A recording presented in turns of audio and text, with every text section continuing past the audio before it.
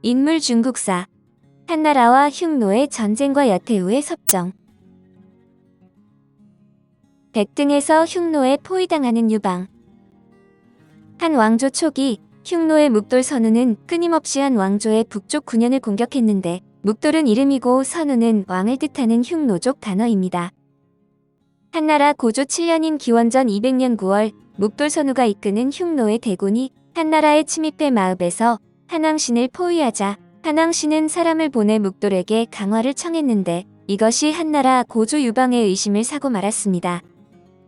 한왕신은 한신과 이름이 같아 구분하기 위해 이렇게 부르는데, 고조의 노여움을 알게 된 한왕신은 화가 미칠 것이 두려워 흉노에게 마읍을 바치고 투항을 했습니다.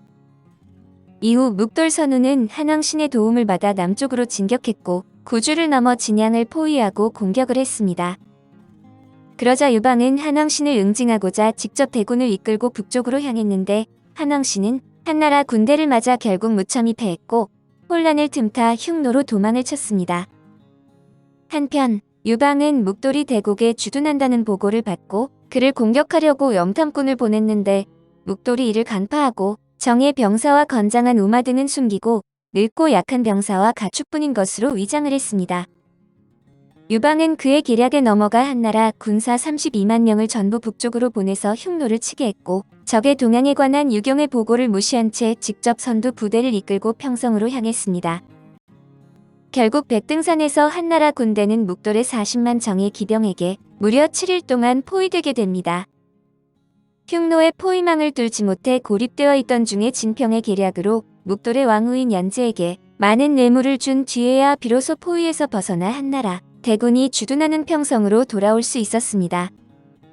그 후 묵돌의 군대가 북쪽으로 떠나고 유방도 퇴각했는데, 이 일을 통해 유방은 무력의 수단만으로는 아직 흉노와의 분쟁을 해결할 수 없다는 사실을 깨닫게 됩니다. 그리고 이 교훈을 바탕으로 한동안 화친 정책으로 흉노를 구슬리는 것을 변경 지역의 안녕을 수호하는 주요 수단으로 삼았습니다. 섭정을 하는 여태후. 한나라 고조 12년인 기원전 195년 4월에 유방이 병으로 사망하고 5월에 해제가 즉위하자 고조의 황후인 여황후는 태후가 되었고, 차츰 정권 찬탈의 야심을 드러내게 됩니다. 여태후는 조나라왕 여의를 독살하고 유방의 애첩이던 척 부인의 팔다리를 자르고 누나를 빼내고 귀에 불을 지펴 멀게 했으며, 벙어리가 되는 약을 입에 들이부은 후 사람 돼지라는 뜻의 인체라고 부르며 변소에 가두었습니다. 해제는 이 인체를 본 뒤 어머니의 잔혹함에 질려 밤낮으로 주색에 빠져 지내다가 결국 해제 7년인 기원전 188년에 세상을 떠나고 말았습니다. 해제와 장황후 사이에 아들이 없어 여태후는 후궁이 낳은 아들을 해제의 아들로 삼아 태자로 세웠는데, 해제의 사후에 뒤를 이은 태자를 역사에서는 소제라고 부릅니다.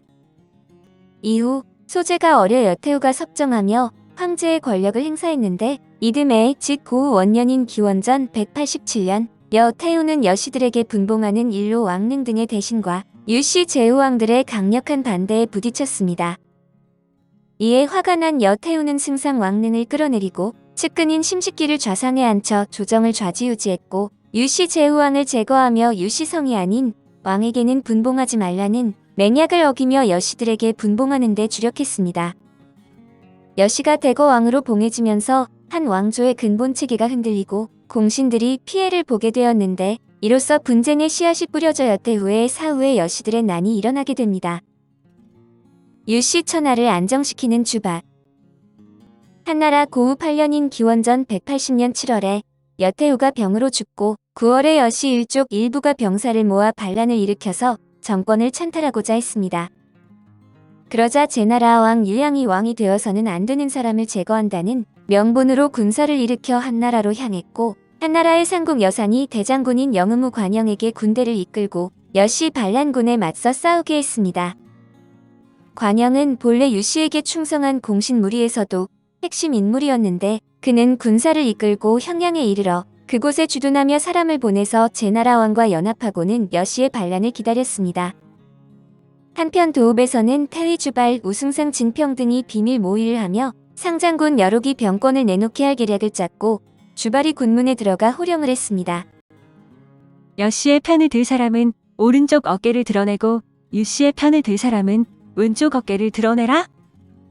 그러자 병사들이 모두 왼쪽 어깨를 드러내고 하늘이 무너져라 함성을 질러 주발이 북군을 통솔하게 되었습니다. 이어서 주발은 주호후 유장에게 황제를 경호한다는 명목으로 병사 1000여 명을 이끌고 입궁에서 남군을 통솔하는 상국 여산을 죽일 기회를 노리게 했습니다. 그리고 여록을 죽인 뒤에는 사람을 보내 여씨 일족은 노소를 불문하고 모두 몰살했는데 이로써 여씨 무리가 섬멸되고 통치 대권은 다시 유씨의 수중으로 돌아왔습니다. 여씨의 반란이 평정된 후 주발, 진평 등의 대신들은 비밀 위에 황제를 옹립했는데 소재와 여러 왕자 모두 해제의 자식이 아니었기에 그들은 결국 대왕 유왕을 선택했습니다. 대왕이 한나라 고조의 당시 생존한 아들 가운데 나이가 가장 많고 사람됨이 너그러우며 그 어머니 박씨도 신중하고 선량해서 대왕이 제위를 계승하기에 가장 적합했기 때문이었습니다.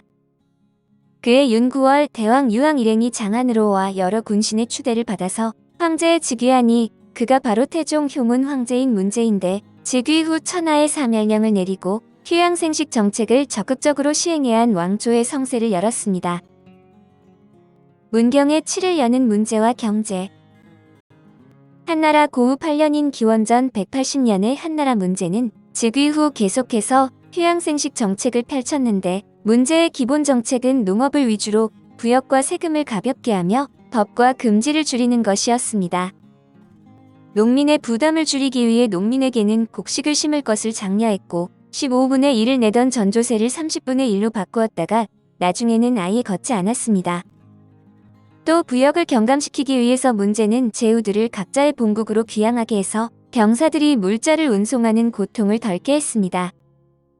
흉노에 대한 정책도 화친하는 방향으로 유지하며 전쟁이 일어나는 것을 피해 여러 방면에서 나라의 안정을 도모했습니다. 한나라 문제가 후원 7년인 기원전 157년 6월에 죽고 유계가 즉위했는데 그가 바로 한나라 경제로 경제는 문제의 정책을 지속하고 한편으로 더욱 개선했습니다. 경제는 제후들의 세력을 억제하는 사건을 시행해 5초 7국의 난을 평정하고 제후들이 행사하던 관리 임명권과 면직권을 오직 한나라 조정에서만 행사할 수 있게 해 중앙 집권 체제를 굳건히 했습니다. 또 흉노에 대해서는 지속적으로 화친 정책을 채택했는데 한나라 경제후원 3년인 기원전 141년에 경제가 세상을 떠났습니다.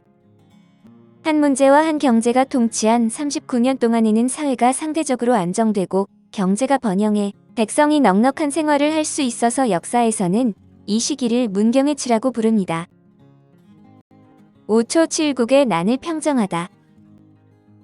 한나라 초 고조 유방은 형제가 적고 아들들은 나이가 어린 데다 다른 성의 제후들은 믿지 못해 동성의 사람들을 대거 왕에 분봉했습니다. 몇 명의 황제를 거쳐 경제 때에 이르자 제.초 5세 제후국이 점유하는 땅이 천하의 반을 넘었는데 이에 경제는 조조의 사건, 건의를 받아들여 봉토를 줄여 제후들의 격렬한 반대를 불러일으켰습니다. 한나라 경제 3년인 기원전 154년 정월 5, 초등 7나라가 조조를 베고 황제 측근의 간신배를 제거하자는 명분으로 무장 반란을 일으켰는데 이것이 5초 7국의 난입니다. 이때 경제는 참언을 듣고 실수로 조조를 죽였으나 곧 이를 후회하고 무력으로 반란을 평정하기로 결정을 내렸는데 경제의 출전 명령을 받은 태위 주하부는 수비 전술을 펼쳐 계속해서 승리를 거두었습니다. 시간이 흐르면서 5초 연합군은 군사 대부분이 굶어 죽거나 투항하거나 도망쳐버려서 결국 후퇴할 수밖에 없었고 3월에 오나라 왕 유비가 남은 군사들을 이끌고 단도로 후퇴했으나 동월 사람들에게 살해되었습니다. 다른 왕들도 패전한 뒤 자살하거나 다른 사람의 손에 목숨을 잃어 이렇게 석 달 동안 이어진 7국의 난이 평정되고 사권 정책은 굳건히 자리를 잡았습니다. 그리고 그 결과 고조가 동성 일족에게 분봉하면서 생겨난 모순이 어느 정도 해결되었으며 이후 한나라 무제가 제후들의 땅을 자식들에게 나눠주게 하는 추은령을 시행해 제후국의 세력을 더 약화시키게 됩니다. 이광이 지혜로 흉노를 물리치다.